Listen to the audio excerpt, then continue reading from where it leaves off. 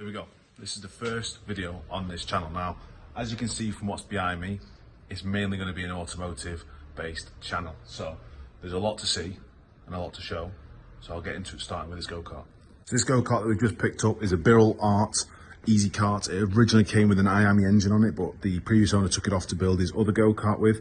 So we had a spare GX390 line about, which came off of our old pressure washing unit. But as we now have this big Bowser that has a GX390 on it, we no longer actually needed this. So there's no better place for it to go than onto a go-kart.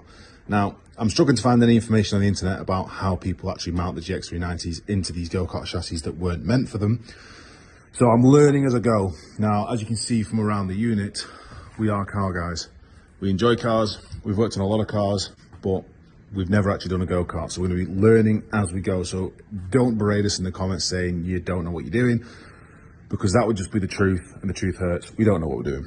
So we're gonna be learning as we go, and there's gonna be a few mistakes, more than most likely, but we're gonna try our best. The kart came as a rolling chassis with no engine. It doesn't have a throttle cable. So we have to implement all of that ourselves. So we have the engine here, but there's a few things that we have on order that we needed to get. So starting off, we got a little cone air filter with an adapter to go into this because we don't have an airbox for it. We don't want to use the original either. The exhaust, got a little straight pipe to go off that straight out of the back because we don't want some big bulky exhaust like that because I'll end up burning our arm on it or something. So that's on order. A centrifugal clutch to go on here, that's on order. A throttle cable, we don't have that, that is also on order. We've managed to change around the way that the acceleration system was going on, because originally this governor arm that was on here, I think it's called the governor arm, when you pulled it towards the throttle pedal would decelerate and away from it was accelerate. So that's the opposite of what we need. So what we decided to do is take that off. Well, the spring that was on here attached to the governor arm, I took that off and I've bent it slightly to go around here to allow this to actually open the throttle and return on its own. So now we can run a throttle cable just from here to the pedal, nice and simple. That's how we get our acceleration. Main thing to note with this go-kart, it's on a budget, a strict budget. Now, the main reason why it's on a budget is because we're not going for anything crazy like a championship or making this a world-class car. I mean, it's got a Honda GX390 on it, for goodness sake.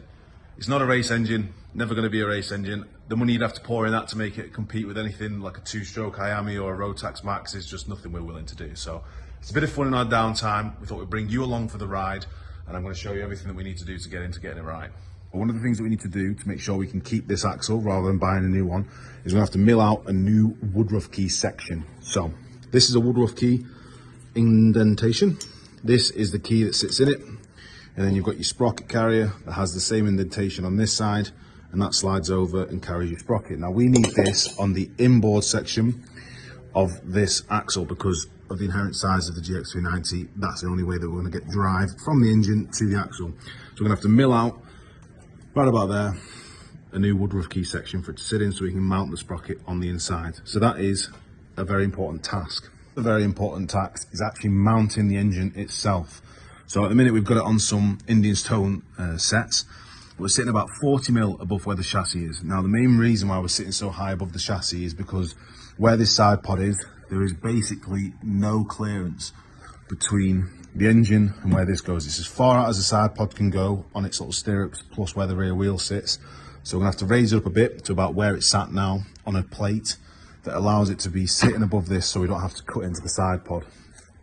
I might be inherently bad at doing research on things like this, but I'm struggling to find many videos of any sort of builds or breakdowns of a GX390 go-kart. Now, the reason why that's a struggle is because we don't know what we're doing with this, so we're kind of making it up as we go along. Now, that will work. It might take a little bit longer than we wanted to, but we're going to get it going as soon as we possibly can. So if anyone has any ideas of the best tips and tricks for getting a GX390 to fit on a Birrell Art Easy Kart, or any sort of thing that could be of any use to us, please let us know in the comments, because it's incredibly helpful if you can push this project along any faster than you can. Now, obviously, you've heard me talk about the things that we've got on order, but there's another thing that we might be a bit struggling with, and I'll tell you about that now. So my next little quandary that I've got on this go-kart journey is the fact that I am clueless about how to fuel this thing. Obviously, your fuel tank there and your engine, this is the original fuel line that sits on the engine. This is the original fuel line that came from the go-kart fuel tank. They will meet up eventually when I change that. But the original engine configuration is like this. The tank's mounted above it, and this is the fuel line here, and it is gravity fed from the top of this. Now, when we are looking at this setup here, naturally, it can't be gravity fed because the fuel's got to come up the pipe to begin with and down here. Now, I've heard that apparently if you pressurize this tank and or this tank both, then that'll allow the fuel to run through this and prime into the carburetor.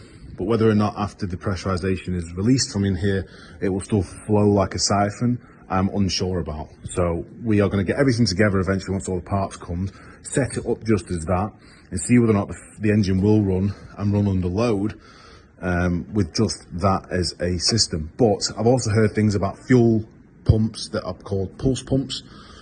No idea how they work. I've heard some people say they have great luck with them. Some people don't have good luck with them. I think they might run off a vacuum maybe. Maybe there's ones that we could run off a spark plug with a little electrical thing that allows it to pump the fuel.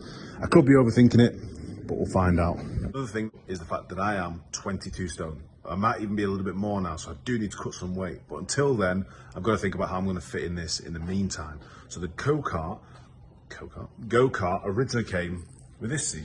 Now, if you look at the size of this seat versus my head, you can quite understandably know I don't fit in this seat by a long shot. So I think this is about a 32 centimeter seat, which is quite small.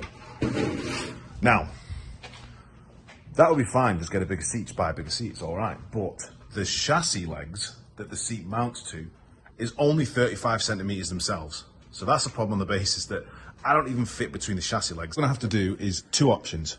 Heat this up and try and bend it a good 50 mil. Whether or not that ruins the structural integrity of it, probably, I don't know. Either that, or I have to cut the legs off entirely and then re-weld and fabricate a new mount that comes about 50 mil out. So the biggest go-kart seat I can find at the minute is actually from OMP. They are the people who supply Team Sport in the UK with their seats, of which I do fit in, I can confirm, only just though. So I think that's the seat that we're going to go for. It is about 6 centimeters bigger than the original seat that came on the kart, so I'm hopeful that I'm going to be able to fit in that. But obviously that is why we need to do some modifications to the chassis mounts. Thinking about ending the video here, but whether or not I do completely depends on how long the video is once I've edited it. So this is the first video I've made of this kind, so please be kind.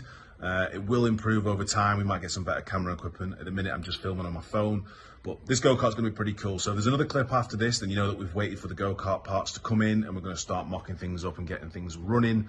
We'll try our best to get this project done relatively quickly so that you can keep on with the entertainment. Next video and the rest of this video, depending, you're going to see my father-in-law. We're going to be building this together. It's kind of our project. So stay along for the ride and we hope you enjoy. Please leave a like and a subscribe if you can do. It'll help us be able to do some more stuff in the future. And eventually, once this is on track, we'll take you along for the ride there. Catch you in a bit.